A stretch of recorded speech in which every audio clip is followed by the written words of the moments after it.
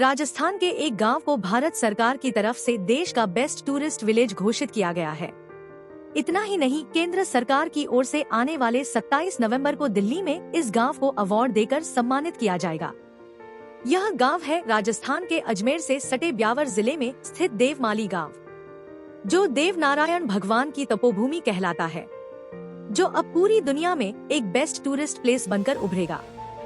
बता दें, पर्यटन क्षेत्र को बढ़ावा देने के लिए कलेक्टर उत्सव कौशल ने देवमाली पर केंद्रित रूरल टूरिज्म की एक डॉक्यूमेंट्री लॉन्च की थी। तत्कालीन उपखंड अधिकारी और वर्तमान में एडीए के उपायुक्त भरतराज गुर्जर के निर्देशन में बनाई गई इस डॉक्यूमेंट्री में देवमाली के वास्तविक ग्रामीण जनजीवन और वहां पर्यटन की संभावनाओं को दिखाया गया है।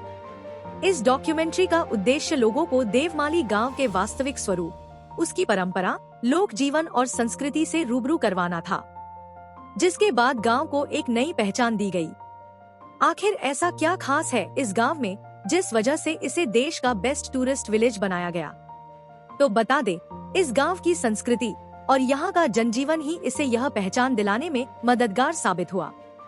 आपको जानकर हैरानी होगी कि गांव की करीब 3000 बीघा जमीन पर सालों से यहाँ के लोग रहते हैं।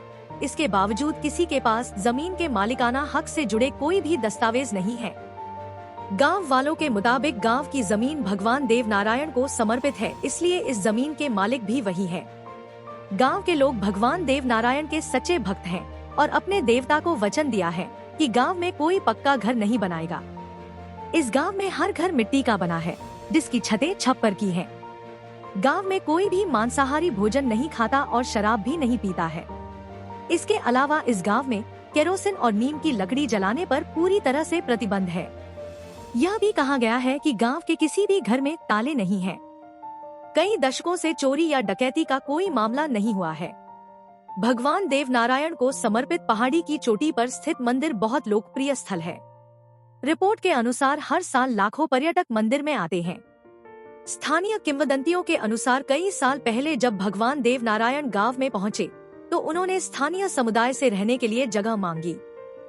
समुदाय ने उनके लिए एक स्थानीय घर बनाया। साथ ही यह भी तय किया कि वे कभी भी अपने लिए स्थायी घर नहीं बनाएंगे। यही कारण है कि घरों के निर्माण में किसी भी कंक्रीट या धातु की छड़ का उपयोग नहीं किया जाता है। गांव में एकमात्र स्थायी संरचनाएं सरकारी भवन और मंदिर हैं। इस गांव का रहन सहन देश के अन्य हिस्सों से काफी अलग है, जो इसे पर्यटकों के लिए आकर्षण का केंद्र बनाता है।